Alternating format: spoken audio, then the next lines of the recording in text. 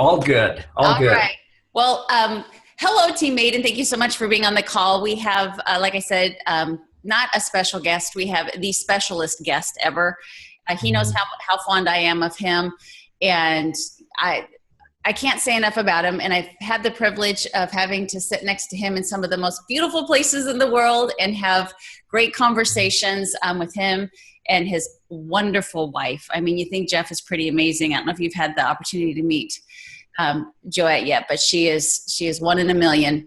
And together they have 7 children, and only one boy, poor Topher. No, not poor Topher. Not poor Topher. Him and my son Tanner met up once, I think, in Disney World, and had the opportunity to go wakeboarding together. And my son spoke very highly of Topher, which of course speaks very highly of you, Jeff. And his mother. I know you've been with the company 6 years, and I still fondly remember meeting you at one of our very first events. And you were put through the ringer because you were the new guy, and I remember how hard they were with you at the beginning. So it's funny to me to think that I've been in this business longer than you have, but wow. I have learned so much from you in the last 6 years, and the outpouring that I got when I asked them, this is going to be an Ask Jeff Anything webinar, and I asked them to ask questions, and it was a resounding, we love Jeff.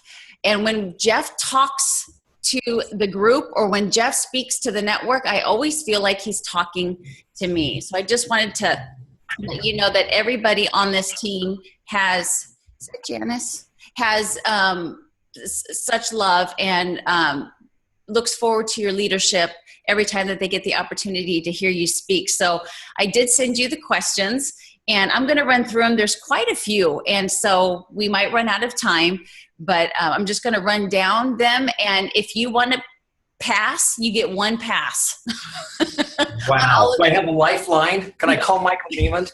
You can call Topher. I'm in trouble. Are you ready? I am ready. Can I, before you jump in? Yes. Okay. One, I don't like your question. No, your questions are great questions. I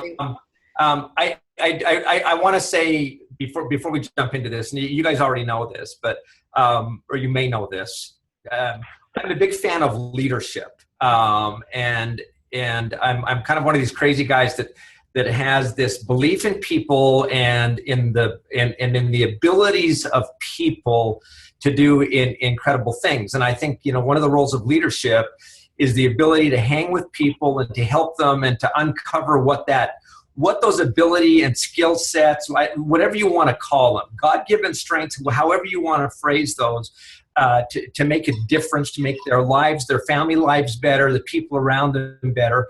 And, Melissa, as you guys know, she can be kind of quiet at times and kind of reserved. And I will never forget the first time we had a chance to spend it with each other in a gorgeous place in Tahiti. We've been to Bora Bora together 2 times, with family and other people. Not just us, we've had a whole group with us there. So let's just, this is being recorded. This is a family show, so we're going to be good there. But in hearing her story and watching her quiet resolve and commitment and dedication to people and ability to learn and grow, and we'll talk a little bit more about leadership.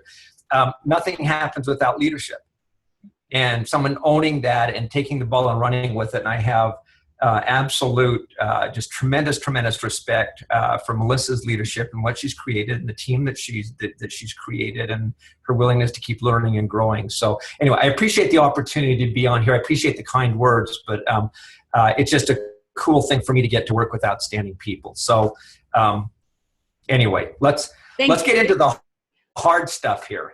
Yep. You ready for the hot seat? Yes, I'm ready if you're ready. Okay. Number 1, if you were a coach, what would you say to a prospective coach as to why they should join Beachbody? Pass. No, here's what I would say. And this comes a bit from the perspective of having been with some other companies and been a bit of a student of the industry. I think we're a very unique company. in that we are a very product-focused company, but we're a company that is very real. We're unapologetically real about who we are, about what it takes to be successful, and I think that it mirrors our the programs, the fitness element of this. And to be successful, it takes commitment. It takes focus, it takes a bit of vision, it takes the ability to push through the hard times and the hard spots, and to do those. Sometimes you've heard me talk about, one of the things I love about our company is the ability and willingness to do hard things. Yeah. Because on the other side of hard things are great things that we develop in ourselves and in the people around us.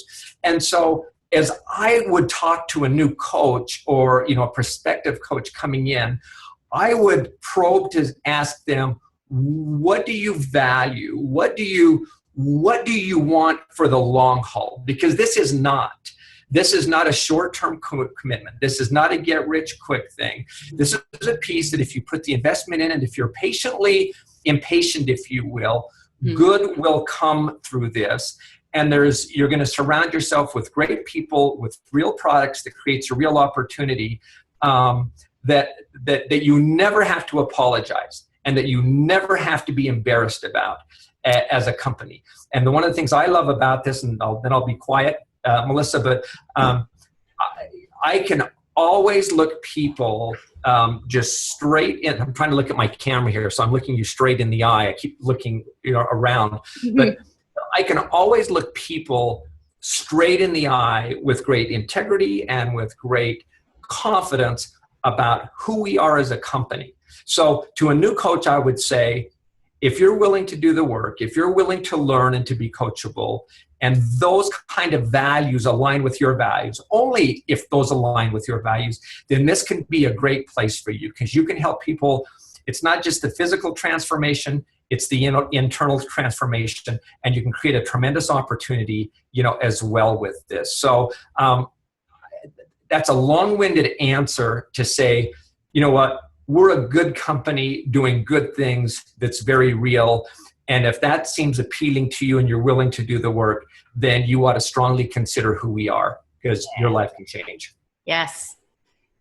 Nailed it. Mic drop. So question number 2 is more specific to our products, and challenge packs are the way to go for both the customer and the coach. I mean, I personally think that, we're able to help people most when we sell a challenge pack, and the customer is most successful when they have a challenge pack.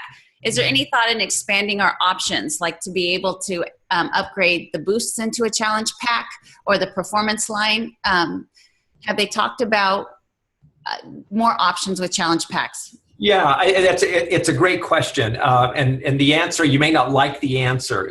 The answer is yes, there's consideration.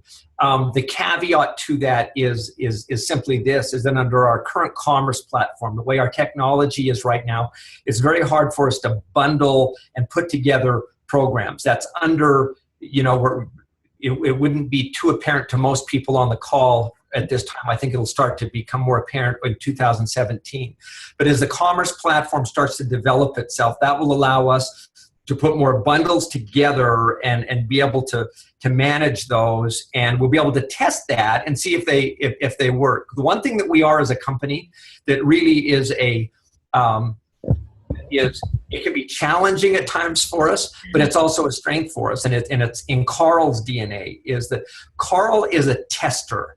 Okay, Carl is not afraid to test new ideas, to throw it out there, to experiment. And the reason that can be frustrating sometimes is because people go, "What is that? What's that? Is this thing for real?" And so they can get caught a little off guard. But the upside of that is Carl's not afraid to change the status quo and to test and to see if something's going to work, if it's going to stick, and if it will produce great results. And at the end of the day, I'm shaking my head this way, so I should be going this way. When I'm nodding my head, the reality is that if it can be, if it makes sense from a profitability standpoint, if that means if there's enough market for it, enough take for it, and demand, and then of course the platform can support it, it's something that we would that endorse. But right now, Commerce Platform is a little bit restrictive. But back to this testing thing, you'll see us all the time, and Melissa, you're probably more in tune with this than anyone, is that, we'll sometimes post on the wall, or when you're on the cab, we would post these things that we're going to test this. We're going to test this. We're going to test this and see if it works. And some of them fly, and some of them fall flat on their face. But I think there's a great principle of leadership right there, and being willing to, test, try, be curious, and try. So, but to the challenge pack piece, not quite yet. Working on it. Working on it, yeah. Perfect. All right. So I think this is one you'll like. You won't pass on this one. But what personal development book would you say is a must-read for a brand new coach and for a vet? And what personal development book are you reading right now? That's a question I always get, and it's one that is there's so many great books, and I know the question specifically says what's a must read. And honestly, I think one of the best books out there, because of the principle it teaches, simply is the compound effect. And I think, for people as they get started. And the reason for that is as most of you know, and again, this is for newer coaches, right? And it's a good one to go back and revisit, is that the power of the compound effect, I think, teaches patience, and it teaches the principle of accumulation of knowledge and of effort that comes into play. And it also teaches the principle of some patience with, that's built into that. And this is a business, it's like Gary Vaynerchuk said at Summit, we're not a very patient, particularly in today's society, we're not very patient, but we have to couple ambition with patience. And I think the compound effect teaches that if you're willing to continue to learn, that there will be a point where there is a tipping point of production and of results and of reward that comes from that. And so people have to be willing. The other principle that I think that teaches is you have to invest. Okay, you have to have that discipline and be willing to invest in yourself and in learning to get that. So I think that is one of the must reads. I think it's just a great book, a great book of life. The second question was, what's the must read for veteran coaches? I think, excuse me, I'm going to just take a drink of water here. That water? It's water. I think a must read for all veteran coaches, and this may not, I'll tell you why, I talk about it all the time, is a book called Good to Great. And it is a business book. Okay, it is a book about how good companies became great companies, and it's a book that's like 20 years old now. So most of you weren't born when this book was written. I wasn't. But it is a book about how the principle behind it is good is the enemy of the great. Meaning it's easy to be good. It's comfortable to be good. It's just nice being good.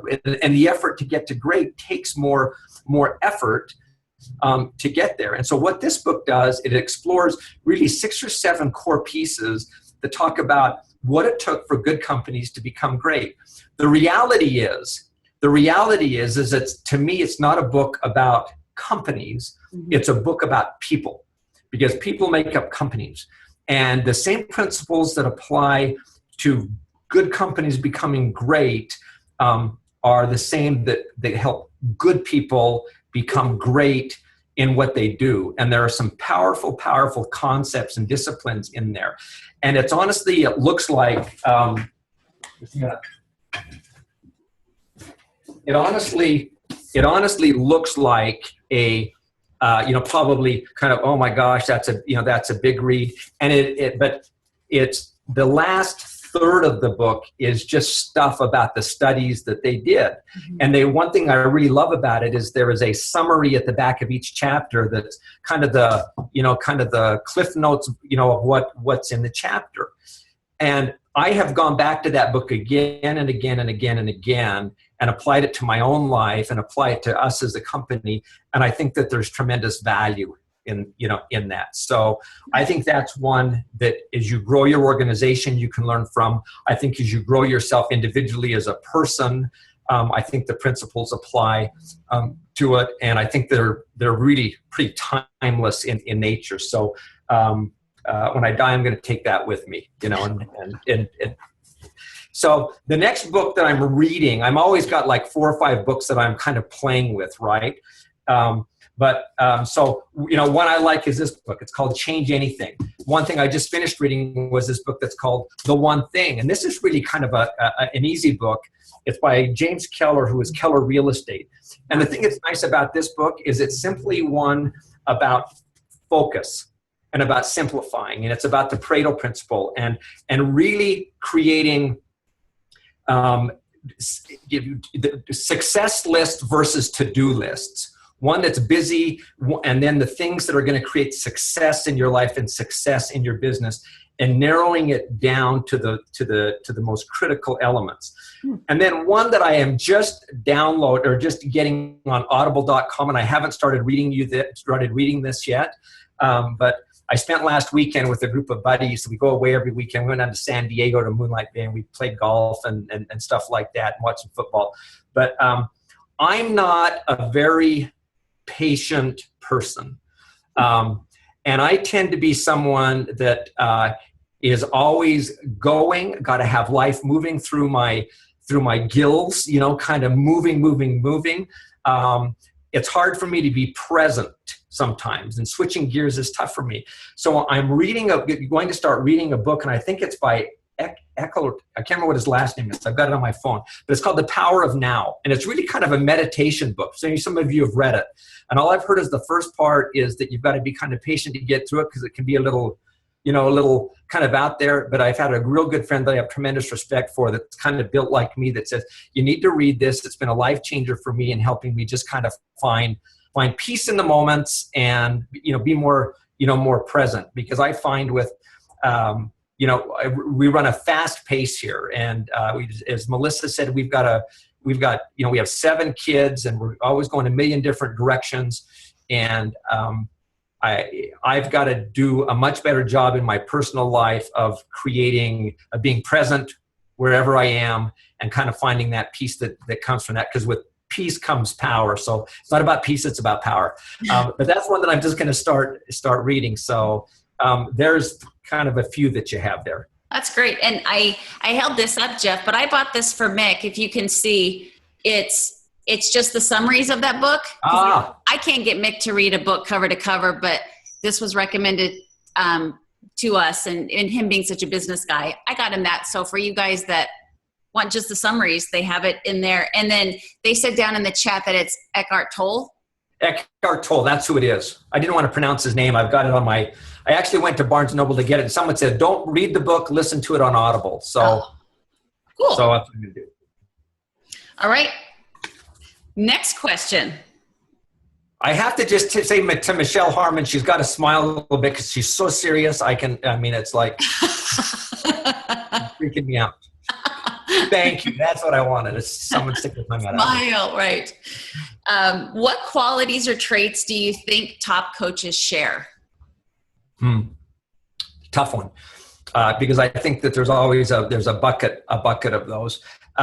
But I think top coaches, I think the most successful coaches are those that are curious and are disciplined and are resilient. And I think one thing that I pulled out of this book, this Change Anything book, was it's a book about creating success, really. And one of the pieces that talks about that I've seen as I've sat on the stage with the elite 10 coaches or any successful leader is this trait of they're curious and resilient, and they turn and I've shared this before, so this may not be new information, but they turn bad data, they turn bad days into good data. Okay, meaning this is that they can try something and they can fail, and I hate that word fail, because I think the only time it's a failure is when you give into that and you don't learn from that or course correct from that. So I think failure, that word is such a harsh terminology, but I think that the top coaches are these individuals that are curious enough that they'll turn bad days where they might not have a great experience into good data. They're willing to look at it and say, what did I learn from that? And why did it work? Why didn't it work? And they might add a little science. It's art and science. And then they rinse and repeat.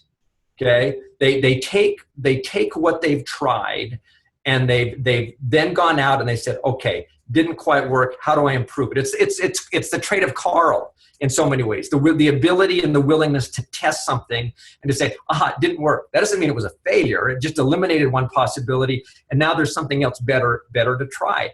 Now, as you look at yourself in the coaching arena, I think it's the same thing. I don't think you have to reinvent the wheel. I think it's a mistake to try and reinvent the wheel. You've got a great upline organization that has got a lot of systems and everything that are in place. So you don't need to go out and reinvent it. But you've got to bring your own strengths. You've got to bring your own abilities to that. And there's some pieces as you start to develop your own teams and your own organizations, your own challenge groups, those things where you've got to be willing to hang in there. And honestly, it's not. The top coaches aren't the most charismatic. They're not the most vocal. They're not the smartest. They're not the brightest bulbs on the tree or the sharpest knives in the drawer.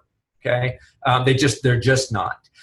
They're the individuals that I think are those that are the curious and resilient and keep learning, from that. And they give themselves permission to fail and give themselves permission, to keep learning. There was a phrase I read the other day that was, when was the last time you did something for the first time? Yeah. When was the last time you did something for the first time? And as I read that, I just thought, okay, when was that? When's the first time I've gone out and tried something new that kind of gets your juices going? I'm learning guitar, and I just am pathetic, at it. And it's like I want to give up, but I'm, when we play guitar, we're actually playing guitar, by the way. That's not just a track, but it's something where, there's something invigorating and stimulating about continuing to learn. But the top coaches are those that are resilient, curious, and willing to rinse and repeat and keep going. As I've watched the Elite 10, I just watched that piece just become evident. Right. And having the honor of being in that top 10 a lot, I 100% agree with you. Every person that I've gotten to know in the top 10, you describe them to a T. Other than you're the sharpest knife in the door and the brightest bulb on the tree. Other than that. That's a given. That's a given. Yeah. So we have some coaches on here that know you are a fellow Canadian, and they wanted to know if you had any exciting news for the Canadian coaches. Oh, that's such a setup question because really the exciting news for the Canadian coaches is we have Court of Force coming. We have 3-week yoga retreat. We have all those. There's nothing specific. I mean, nothing independent of what's being launched in Canada that I could share right now. Okay. So I hate to say it, but I will give a shout out to our Canadian coaches. Because I'm Canadian, but not just because of that. But they're really doing a remarkable job in Canada, and they continue to grow that market. And actually, the Canadian market right now, it's a little bit newer, but is growing faster than the U.S. market. So those Canadians got something going there. Yeah, baby. Yeah, for sure. Will future Success Club trips be done differently? I'm not quite sure what that question means from the standpoint of will they be done differently? And I'm assuming what the question is will the qualifications be the same? Like, for example, this time we're having 2 waves, of trips. And the 2 waves of one of the reasons we are doing it the way we did this last year was a result of conversations with the CAB and saying, okay, and it's not a science. It's kind of an art, and trying to make it available to as many people as you can. And as we've described numerous times, believe this or not, but you should believe it because it's true. There literally are not many places that can accommodate, the huge groups in a vacation type of a setting. So, when we went on the ship, that's probably as many as we could ever put together. We're going to Punta Cana, you'll have 3,000-4,000 people. Or when we go to, to Cancun, those are the kind of numbers that you can accommodate. So the Punta Cana one was an effort to try and give more people an opportunity to go on that trip. And it actually, I think that's the upside of it. The downside to it is that you're splitting groups. And although we're going to do our absolute best to try and create a very identical type of a situation, it's tough because some people may get in this group and they wanted to be in this group, and that's tough. So we will keep tweaking that. We think that the Success Club trips are a good thing. They give people an opportunity to go to. There's the challenging part is that, as you know, we can't get everybody on that, and there's a bit of, wow, I wasn't quick enough on the draw, or this or that happened.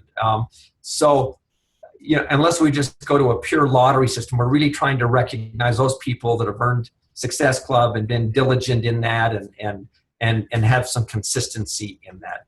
So I don't know quite, Melissa, if I'm answering your question, if there was a more pointed angle that you wanted me to address. Nope, that's great. And I think, I remember being in CAB when we talked about that, and I agree that, if these Success Club trips, which are amazing, if it's something you really want to go to, it is to be an earned, trip. And the way that they do it, where they start with the elite and the legends and stuff like that, I think that's just a really smart and clever way to do what's fair. So if you want to be on those kind of trips, you got to earn it more than just Success Club. Yeah, no, and I mean that's kind of the piece as we looked at it. We've always tried to reserve some for newer people, but you look at it and say, we should reward consistency. We should provide those opportunities. So if you do, to your point, if you do want that, it might be a year down the road, but this is the best way to guarantee, to create the highest probability anyway of your opportunity to be there. Right. Perfect. So this is something we discussed in CAB too, and I don't know if you read these questions beforehand, and I put that little side note in there, but I would love for you to explain, because it is something I get asked a lot, and I don't think I explain it eloquently enough, and I'm hoping you can. I think it was Michael Neiman that explained it last time, but I bet you could do a better job. Why are coaches not offered the 3 payment option like they are offered with the Beachbody.com? Well, I need Jimmy Fly Snuka Warrior guy to explain, the 3 pay, like he does the compensation plan. No, it's really, there's probably the most fundamental, the most fundamental reason of all is our compensation plan, and the complexities of that. So from a direct response side, they offer that. There's an attraction there, but from a compensation side, there's one that it gets into a bit of a detailed conversation of just bad debt and collectability on this. But you think from a coach perspective and from a profitability expense, or when I say profitability, the viability of the company's ability to pay out on a compensation plan. We ship the product out to someone, they've only paid a third of the price, if you will. So then the question becomes okay, do we award a third of the volume? Do we pay a third of the commissions on that? And then do we stagger it over 3 months? And, we've actually tested, we've actually dabbled with testing that. And the challenge just becomes, is it's not a very positive outcome. And then what happens is people get the product and bad debt kicks in. Then we're also in the situation of a company of saying, okay, this was declined or that was declined. We have to claw back commissions. And then that becomes a real delicate, unfavorable result for a coach who is maybe even the newest coaches in the business who are trying to get their legs underneath them and trying to generate, some income where it just went south on them. And so in addition to just like some of the bad debt issues, that actually is the biggest issue. And I don't know if you remember something different than that, Melissa, or if you've explained it, you probably have explained it more eloquently than that. But honestly, that's the most fundamental piece behind this is from, the company on a direct response is willing to assume some of that risk.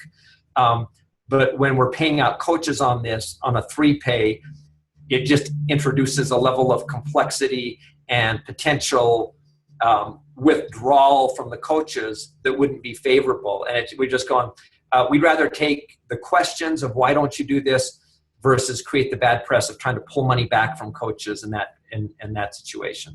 So that's kind of the essence, the real essence of why. So the short version is it saves a lot of headache. Really, I mean, to try to. Why didn't you just say that at the beginning? It would have saved me a whole bunch of stuff. It saves headache. Yeah. I feel like it was more of a suggestion than it was a question for you, but I really, this was in my leaders page. I really thought it was smart. So I'm sharing it with you because maybe you could take it back to corporate or cab. But we had a coach, there you go, that said, would Team Beachbody be open to creating something like Find a Coach? This way, customers, instead of being randomly assigned, could be connected with the coach based on criteria that they're looking for in one. So you know how they go down the list and people are randomly given coaches that, these customers decide to become a coach, that there's like a Find a Coach. So my answer to that is I think it's a good comment. I think it's a good suggestion. It's something we've talked about and explored, that part of the challenge, and that doesn't mean that we won't do it, because we continue to explore that and think that there's some upsides to that.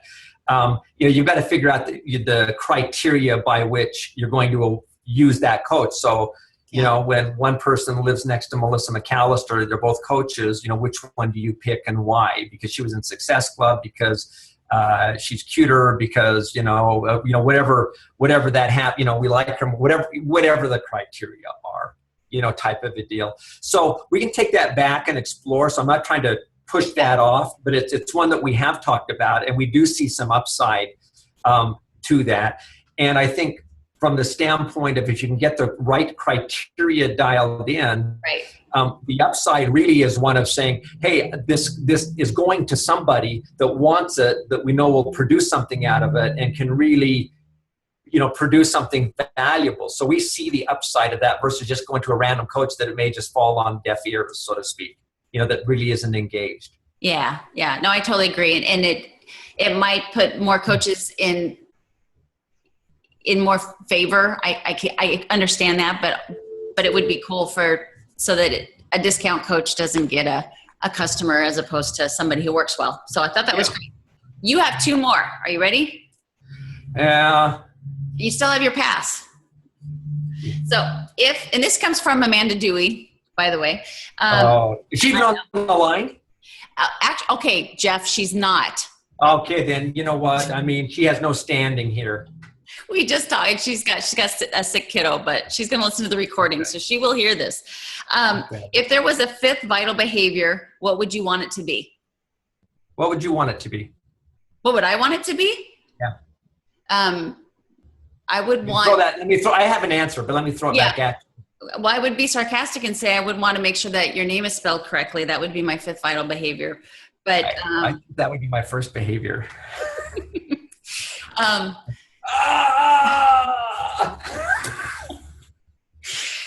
That's no one gets that, but I do. Yes.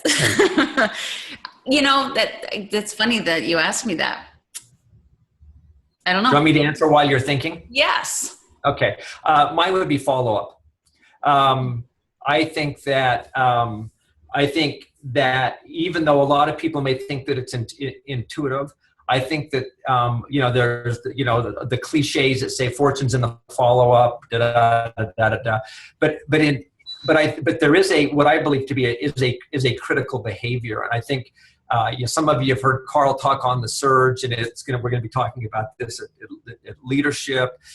Carl has alluded to this vital process, and really what that is creating the right experience for people as they come into the business, be it customer and or coach, that they get the right kind of experience, so that if they choose not to become a coach, they still become a loyal customer because they've gotten results and they know that what we're really interested in is finding a solution that exactly meets the needs of what they are.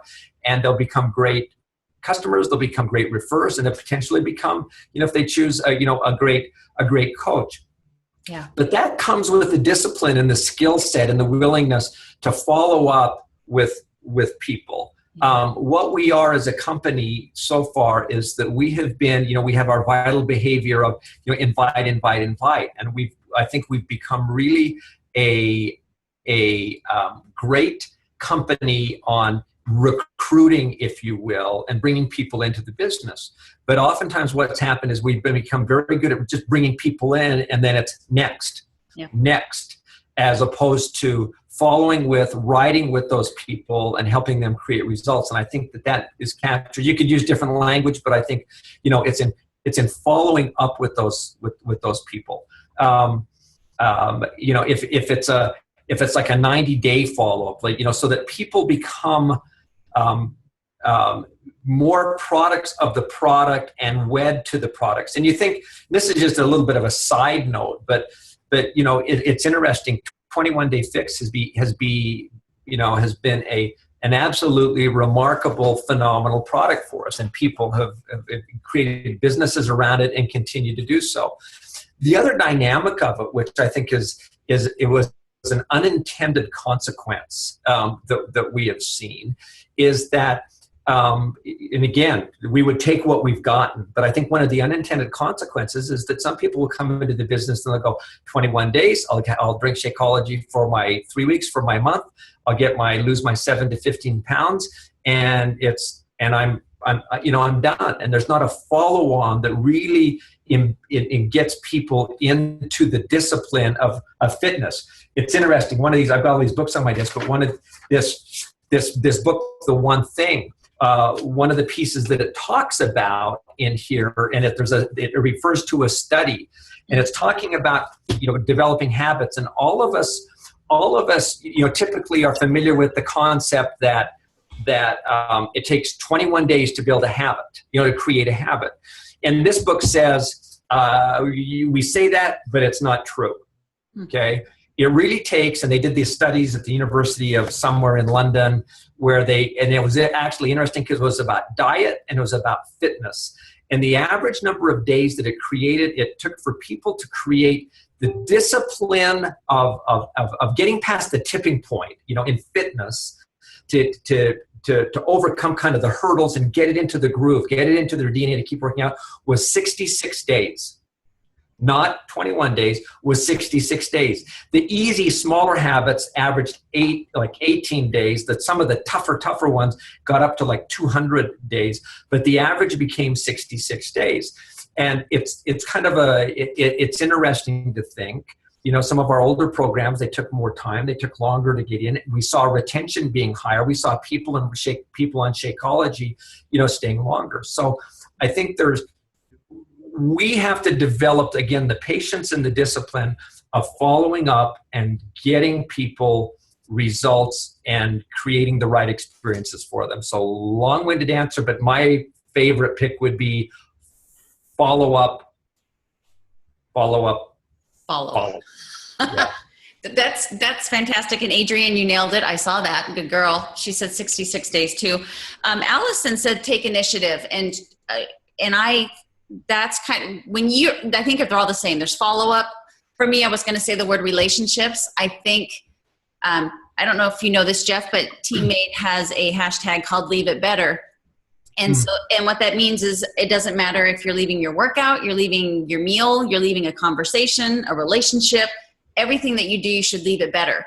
And so, I just think relationships should be the fifth vital behavior, because even if that person doesn't buy a product from you, because they came in contact with you, they should be able to leave whatever communication you had with them a better person. And so Allison said take initiative. I say relationships. You say follow up. I think it's all kind of the same thing.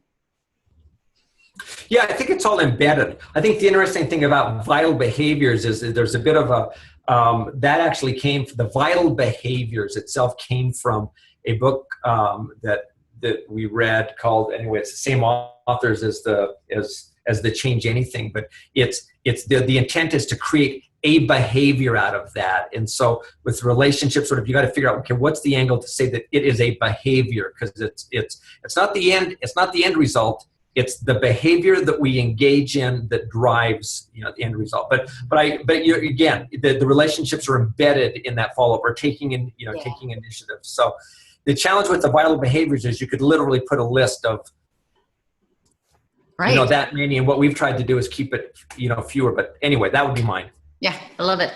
All right. The last one, which you might take a little bit of time to answer, but is, what is your vision for Team Beachbody in 1 and 5 years from now?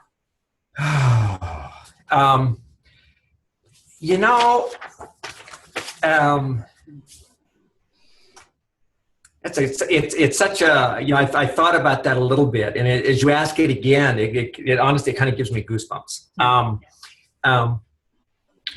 I think that as we look at Beachbody a year down the road, I think, so right now, if you were to say, Jeff, where do you see us? When are we opening in Europe? In the future? Soon. Yeah.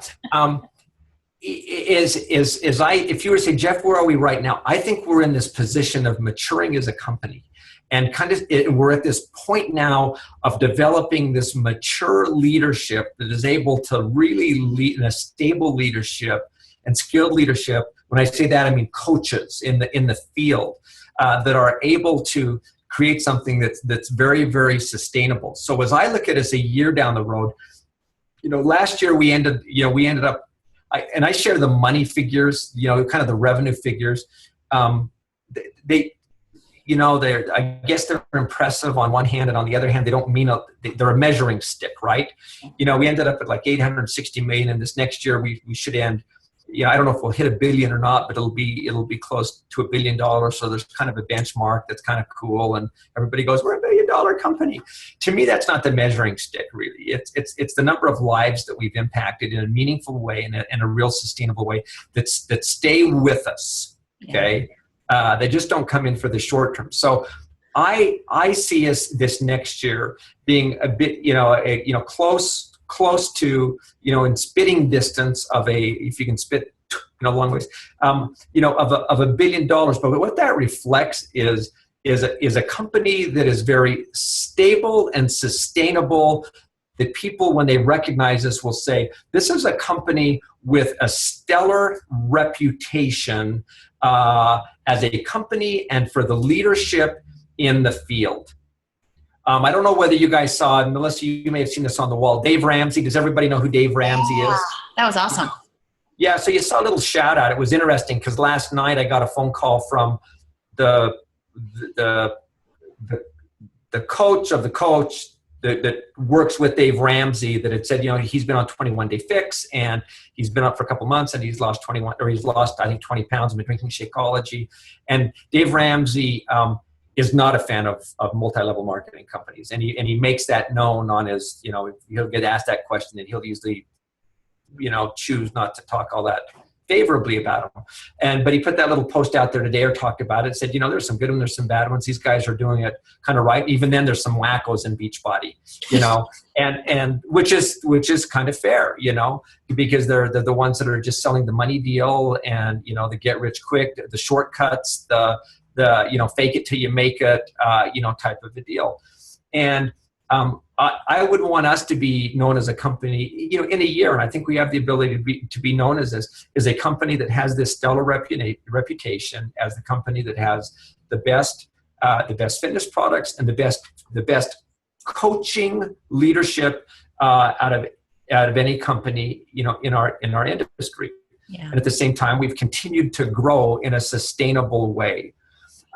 My vision, Carl's vision, and Carl has shared this before, is that when he started Beachbody, the intent was never to have the largest network marketing company in the world. That wasn't the goal. That wasn't the deal.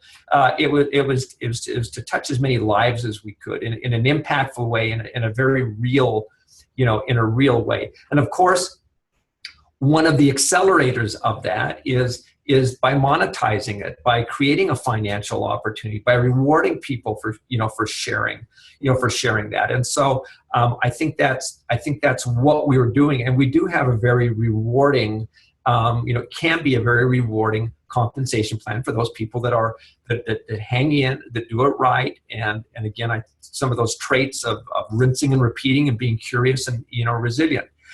As you look at us 5 years down the road, I would see us as being in, we don't have an aggressive international expansion plan, meaning we don't want to be in 122 countries from a network marketing company in 10 years. We want to grow it sustainably. So as I look at us 5 years down the road, my guess is that we would probably be in 10, in 10 more countries, in the world. And so what that does for us is it lets us grow in a way, and that's not an announcement. That's kind of, Jeff's vision. Carl may go, "Whoa, Jeff, what'd you say?" And I go, just kind of making stuff up, Carl, on the fly. But that lets us grow sustainably and in a way that lets us do it the right way as we grow.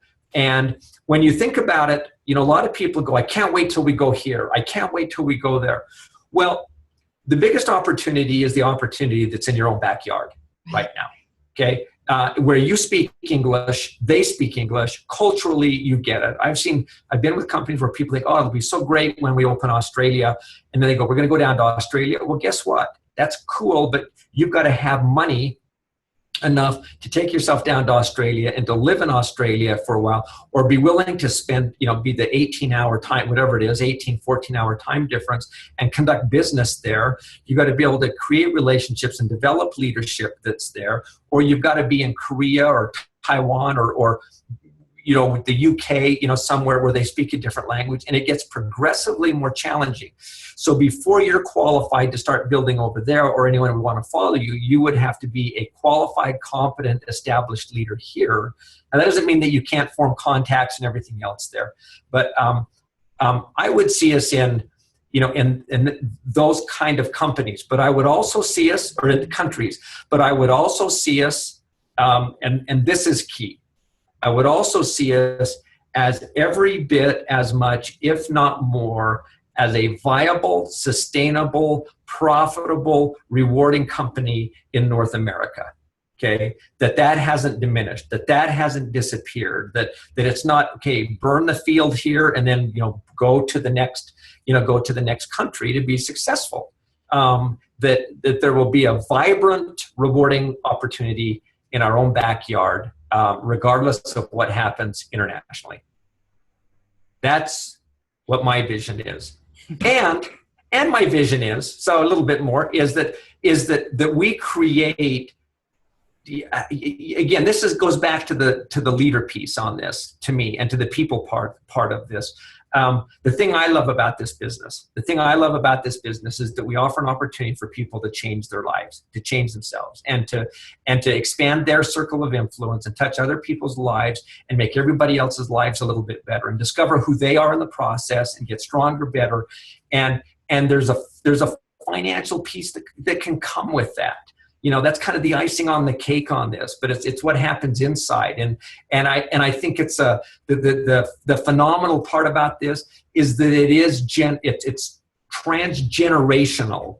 The fact that I have a daughter who is a coach, whose kids, my grandkids, see her working out, see her having a baby and having to work out, and she's trying to lose baby weight, and she's trying to eat right. She's doing Melissa's, her cleanse, or what is it? I can't remember. But where she's doing that and finding success with it, by the way. But when her kids watch her working out and eating right and trying to be healthy, I go, that's the kind of company I want to be part of. That's the kind of impact we're making. That's where we're putting our fingerprints on. And I think, people that are part of that, I just think, for me, it's a blessing. For me, it's an honor. For me, it's rewarding. For me, it's capital. It's a great thing. And so, for you guys, I I appreciate who you are and what you're doing, and the fact that you stamp yourself with the name coach, and that you're reaching out and you're trying to, first and foremost, change your own life. And you've got a vision for who you are and who you can become and how you can get more fit and how you can change your circle of influence, and then continue to expand that to other people and just touch someone else. Because it's just one person. It's just one voice, and sometimes that makes the difference. And that's what you're doing, and it's a courageous business, because every single day it always strikes me, and I'll shut up after this, Melissa, because we're past time. But every time I get on one of these calls, and I look, I feel like a voyeur, right? Because I look into each of your homes in a way, and you can get on a conference call like the National Wake Up Call, and you're talking to just, kind of to air. And when I look at these things, I look at Becky, and I look at Karen, and I look at Laurel and Laura and Wendy, and you can go, and Kelly, and, you go down the list, and you can see people in their homes. And you realize that every single day you guys have to pull yourselves up by your bootstraps. Every day you've got to kind of fill yourself with your own courage. Every single day you've got to get a little bit stronger, and you've got to rekindle your vision and rekindle the fire and try and learn a little bit more and try and crack the code, of what it's going to be to make it better. And that's a courageous thing. Mm-hmm. So I admire what you do. I appreciate what you do. And it just kind of humbles me to get to be part of something with good people that are just trying to do good out there. So, I'm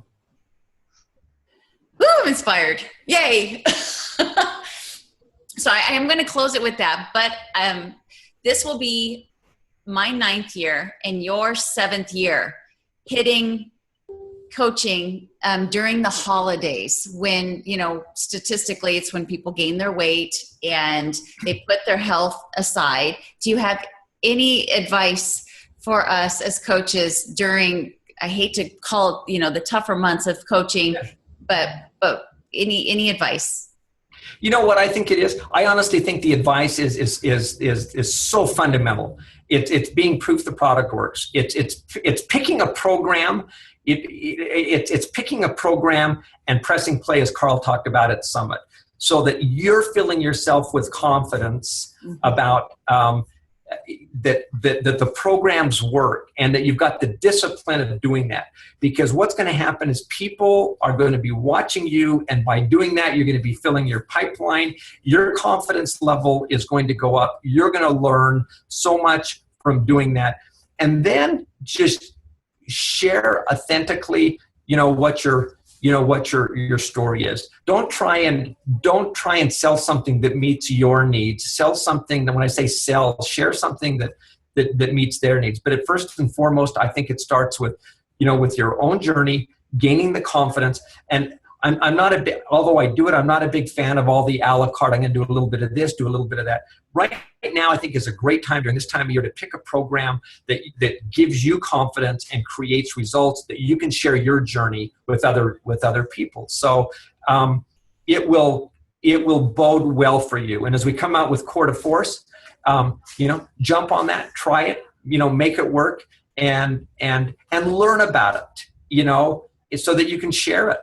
And be passionate about it. So anyway, first and foremost, simple. You prove the product works. Right. Don't drink too much eggnog. No worries. Although it is high fat. If you look down at the chat, you're getting a lot of thank yous. And of course, we really appreciate you taking the time. I know you're taking time away from your family to stay in the office a little bit later, to be on this call. And I really, really, truly appreciate it. And I get the opportunity to talk with you Monday morning again, where we're going to switch roles. Yeah, I'm going to ask you some questions you don't expect. So, do I get a pass? No. No lifelines either. All right. Well, will you guys please wave to Jeff and tell him thank you so much? No, thank you guys. We love and appreciate you, and thank you for being such an upstanding gentleman in this business and a great example to follow. Well, I appreciate just the opportunity to be here. So have a great night, everybody, and let's do this thing. Thank you. You too. Bye, guys. Okay. Bye-bye. Thanks, everybody.